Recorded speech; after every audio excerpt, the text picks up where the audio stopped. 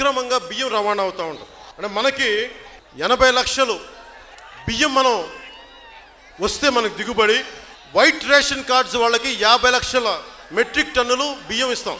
ఇంతకుముందు ఎక్స్పోర్ట్ బియ్యం కాకినాడ పోర్ట్ నుంచి 18 లక్షల మెట్రిక్ టన్నులు ఉండేది.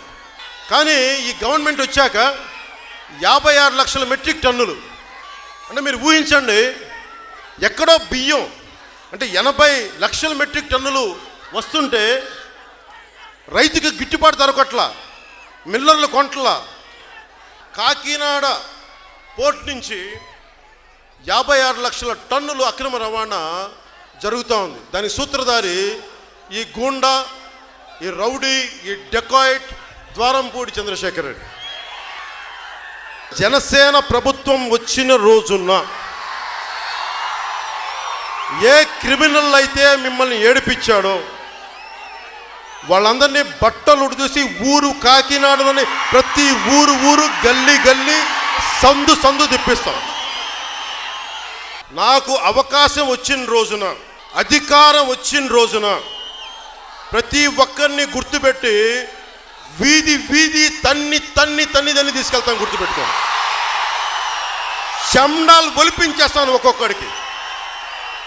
ద్వారంపూడి చంద్రశేఖర్ రెడ్డి, నువ్వు ఆడపిల్లల జోలికొచ్చినా, నీ గూండాగాళ్ళు ఆడపిల్లల్ని బెదిరించినా, మీ తాతకి చేసినట్టుగా నిన్ను మళ్ళీ బేడీలేసి మరి లాక్కెళ్తాం. గుర్తుపెట్టుకో, నీకు ఆ జీవితం నీకు వస్తుంది. నీకు ఖచ్చితంగా మీ తాతకి డిటి నాయక్ చేశాడు, నేను నీకు భీమ్లా నాయక్ ట్రీట్మెంట్ నేను ఇస్తాను. నీకు గుర్తుపెట్టుకో, ఒళ్ళు పొగరెక్కి కొట్టుకుంటావు నువ్వు. నేను ఎందుకు నేను ఏకవచనంతో పిలుస్తున్నానో కూడా చెప్తా. అందరినీ వారు వీరు మర్యాదగా మాట్లాడతా. నువ్వు నన్ను పచ్చి బూతులు తిట్టావు అకారణంగా, మామూలుగా తిట్లా. నీకు ఎంత బలుపు అంటే, నీకు డబ్బులు ఎక్కువైపు వచ్చిన బలుపు నీకు. నువ్వు మా ఆడపడుచులను కొట్టించావు చంద్రశేఖర్ రెడ్డి. నువ్వు గుర్తుపెట్టుకో, ఈ రోజు నుంచి నీ పతనం మొదలైంది. నీ క్రిమినల్ సామ్రాజ్యం కూలదొయ్యకపోతే నా పేరు పవన్ కళ్యాణ్ గారు. గుర్తుపెట్టు, మా పార్టీ జనసేన.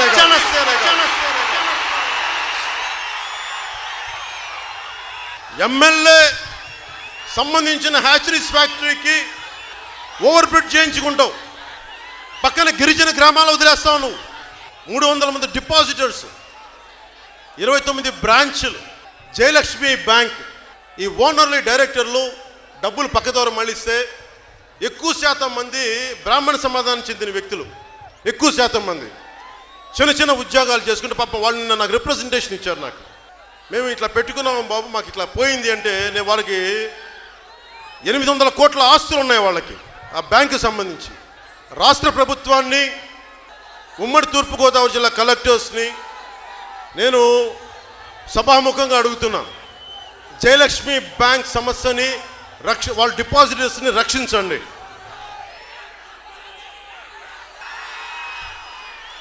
ఈ వ్యక్తి దోపిడీ ఎలా ఉంటుందంటే, చంద్రశేఖర్ రెడ్డిది సర్వే చేస్తామని చెప్పి సర్వేయర్స్గా వస్తారు. ఖాళీ స్థలాలు ఎక్కడున్నాయి, వాళ్ళ అనుచరులు వస్తారంట. ఎక్కడైతే ఖాళీ స్థలాలు ఉన్నాయో, ఎక్కడైతే పెద్దవాళ్ళు ఉన్నారో, పిల్లలు సరిగ్గా లేరో, వాళ్ళని బెదిరించి ఆక్యుపై చేసేసేయటం. పాపం 70 మంది స్వామినగర్, చిన్న స్వామినగర్, పెద్ద స్వామినగర్, అక్కడ లేఅవుట్లో దౌర్జన్యాలు, అక్కడ కూడా కబ్జాలు, నంబర్ ప్లేట్ లేని బైకులపై గుండాలు బెదిరించడం, ఏ పని చేద్దామనుకున్నా 30% కమిషన్ అడగటం, ఖాళీ స్థలం కనిపిస్తే కబ్జా, సర్వే పేర్ల మీద ఖాళీ స్థలాలు కబ్జా, వాళ్ళ అనుచరులు రావటం, కబ్జాలు చేయటం. చివరికి స్వచ్ఛంద సంస్థలు రోడ్డు సైడ్ మొక్కలు వాళ్ళ ఖర్చుతో ఇస్తే ఆ మొక్కలు కూడా మేమే వేసామని చెప్పి గవర్నమెంట్ దగ్గర డబ్బులు తీసుకోవటం, ప్రజాధనాన్ని లూటీ చేయటం, తీరాన్ని కాపాడాల్సిన మడ అడవుల్ని వేలాది చెట్లు నరికేయడం. అలాగే ద్వారంపూడి చంద్రశేఖర్ రెడ్డి, నీ రోజులు దగ్గర పడ్డాయి, లెక్కెట్టుకో. నువ్వు బలిసి కొట్టుకుంటున్నావు. నువ్వు డబ్బులు ఎక్కువై, నేను చెప్తున్నాను సభాముఖంగా నువ్వు నన్ను టీవీలో చూస్తున్నావనే చెప్తున్నా. మీ నాయకుడు కూడా క్లిప్పింగ్ కట్ చేసి పంపించుకో. నీ క్రిమినల్ ఎంపైర్ని కూలమట్టం చేస్తాం. జనసేన, జన సైనికులు, ఆడపడుచులు, వీర మహిళలు, నేనే దగ్గరుండి నీ క్రిమినల్ ఎంపైర్ని నేలమట్టం చేసి మీ జగన్మోహన్ రెడ్డిని రోడ్డు మీదకి తీసుకొస్తాం. జై Hind. What do we do? These guys are not making any attempt. We don't know, we are struggling to get into the ship. Whether is it intentional or is it really because of seas? My contention is this. What if there are some explosives? You never know, no? And I'm not seeing any enough push from the Port Authority side. You guys are taking it very lightly. Huh? You guys are taking it very lightly. Whether they go according to international, I don't care. Ease of business ante smugglers ki ease of smugglers kaadu kada. There is an entire ecosystem supporting smugglers in Kakinada port. That's what my contention is. What do you say? Stern action will be taken on you. I won't leave it. I won't leave it. Let's go. నేను అంటుంది ఇదే. దానికి చేయగలిగిన మీరు దానికి చేయలేకపోతాం. That shows it's your intentions are very clear కదా. మీరు ఏం చేయాలి, ఇక్కడ దాకా తీసుకొచ్చి you could have sent 3 ships lashed down to like that. They would have been ready if they are sincere enough. ఏమి కనిపించట్లా. Do you think this is all about public distribution system rise? Do you know how dangerously you guys are operating? అంటే private port అంటే accountability లేదని ఎందుకు అనుకుంటారు? అంటే మీరు కంపెనీలు కొని పోర్ట్లు పెట్టి ఇన్వెస్ట్ చేస్తే ఏదైనా చేసేయచ్చా? ఈ పొలిటికల్ ప్రెషర్స్ ఉన్నాయి, పొలిటికల్ బాసెస్ ఎవ్వడేం చేయడు when it comes to national security. No one is above the law, not even your bosses. Who is your CEO? Praveen? Ask Praveen Aditya to come to Mangalgiri. అంటే bunch of business మెన్ని పట్టుకొచ్చి మా pressure పెడితే లొంగిపోతాం. మీ బాస్కి తెలుసా ఎంత dangerous game ఆడుతున్నాడు అతను? ఇది పీడిఎస్ తాగుద్దా?